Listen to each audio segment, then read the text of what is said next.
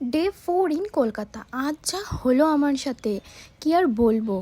তো আজকে আমি আর আমার বাবা বেরিয়ে গেছি পুজো দিতে। তো প্রথমে যাব দক্ষিণেশ্বর, তারপর যাব কালীঘাট। তো এখন ট্রেনে করে যাচ্ছি, আর এই যে আমার পায়ে জুতো নেই।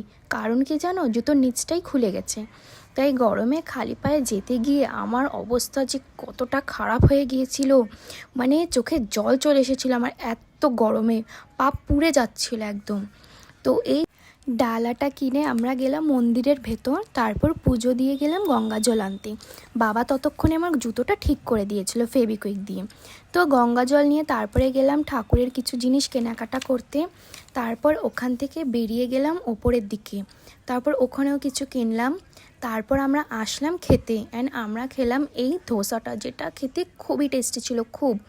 এরপর আমরা যাচ্ছি কালীঘাট। তো সেটা দেখার জন্য পার্ট 2 আসবে, তার পার্ট 2 দেখার জন্য সাবস্ক্রাইব করো।